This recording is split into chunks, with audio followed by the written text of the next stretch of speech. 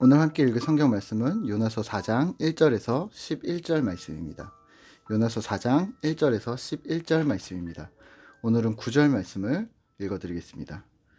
하나님이 요나에게 이르시되 내가 이 박너쿨로 말미암아 성내는 것이 어찌 옳으냐 하시니 그가 대답하되 내가 성내어 죽기까지 할지라도 옳으니이다 하니라.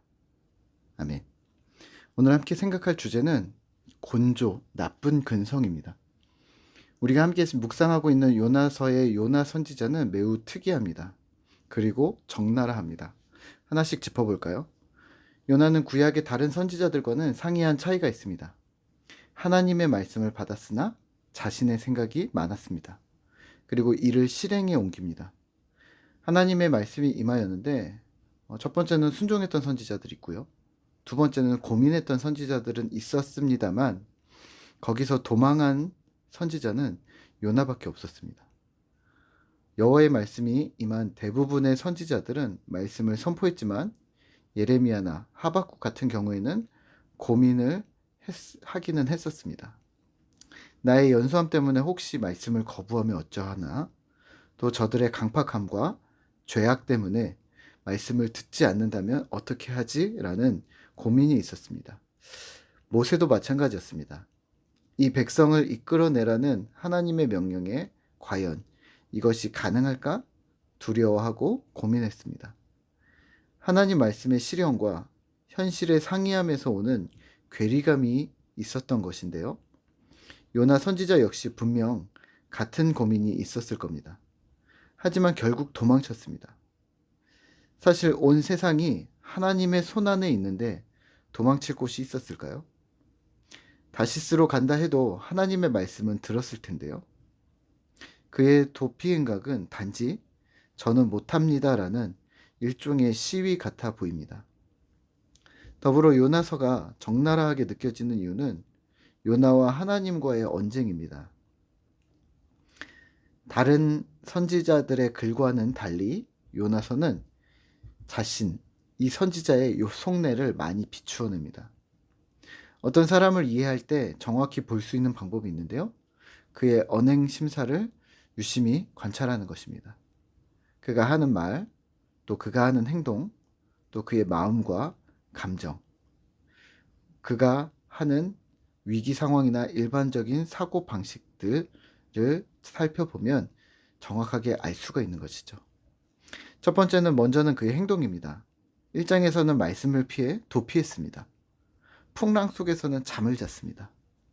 4장에서는 성읍 밖에 나가 멀찍이 떨어진 곳에 자리를 깔고 니느웨 성이 무슨 일이 일어나는가, 그러니까 니느웨 성이 어떻게 멸망하는지를 구경하려고 합니다. 보통은 선지자가 회개를 선포할 때 그 백성들이 돌아오기를 원하는 하나님과 같은 마음인 것이 일반적입니다. 또 아무리 하나님과의 이견이 있다고 해서 메시지를 전달하고 성읍을 나와서 구경하려고는 하지 않는데 요나의 행동은 특이합니다. 또 그의 말입니다. 4장 1절처럼 매우 싫어하고 성내었다라고 하는 반면 그의 말투까지도 요나의 성격을 보여주고 있습니다. 3절입니다. 여호와여 원하건대 이제 내 생명을 거두어 가소서. 사는 것보다 죽는 것이 내게 나음이니이다 하니. 하나님께 죽여달라고 합니다. 2장에서는 살려달라고 했는데요. 성질이 나서 지금은 또 죽여달라고 하나님께 아무렇게나 내뱉습니다. 또 8절에서는 또 죽여달라고 합니다. 사는 것보다 죽는 것이 낫겠다고 합니다. 박넝쿨 때문입니다. 9절입니다. 하나님이 요나에게 이르시되 내가 이 박넝쿨로 말미암아 성내는 것이 어찌 옳으냐 하시니 그가 대답하되 성내어 죽기까지 할지라도 옳으니이다 하니라. 성질까지 부립니다. 하나님, 내가 죽어도 양보 못합니다.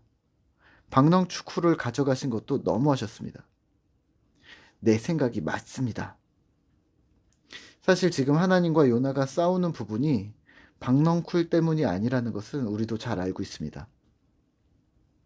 니느웨 때문에 엄한 박넝쿨 가지고서 싸우는 것처럼 보이는 거죠.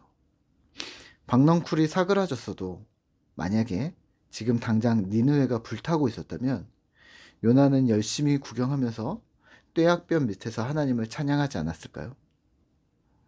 마지막으로 그의 감정과 생각입니다. 2절입니다.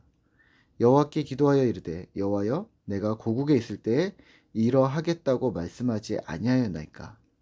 그러므로 내가 빨리 다시스로 도망하였사오니 주께서는 은혜로우시며 자비로우시며 노하기를 더디하시며 인애가 크시사 뜻을 돌이켜 재앙을 내리지 아니하시는 하나님이신 줄 내가 알았음이니이다. 지금 요나는 계속해서 화가 나 있습니다. 마지못해 니느웨로 끌려왔고 주의 메시지를 전할 때도 억지로 했다는 것이 2절을 통해 알 수 있습니다. 그의 사고방식은 특이합니다. 하나님이 은혜롭고 자비롭고 노하기를 더디하시고 인애가 크셔서 내가 화가 났다고 말합니다. 내노란불입니다.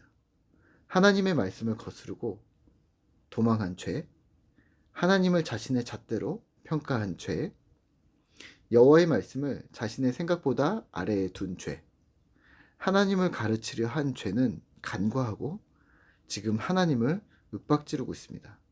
아, 하나님 그렇게 하시면 안 된다니까요. 이 이야기를 하고 있는 겁니다.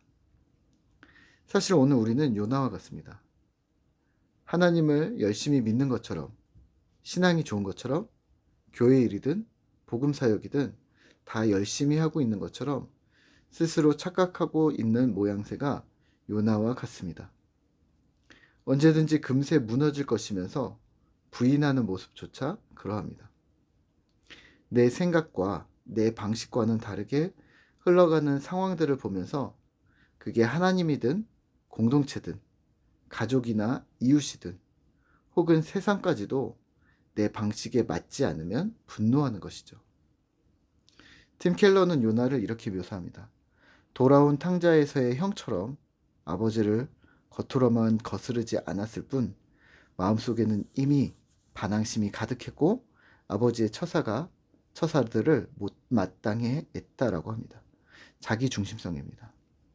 또 이렇게 말합니다. 요한복음 18장에 1만 달란트 빚진 자가 용서받은 후에 100데나리온 안 갚은 자를 쥐고 흔드는 것과 같다.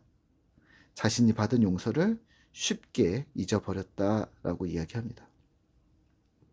팀 켈로의 표현을 계속해서 빌리자면 자신이 만든 우상, 내가 만든 신이라는 자신의 법칙에서 헤어나오지 못하는 자들은 하나님께 실망하고 은혜를 잃어버리고 자기 의에 빠져서 나만의 신앙에 만족하며 신실하다고 자부하며 살아가게 된다라고 말합니다.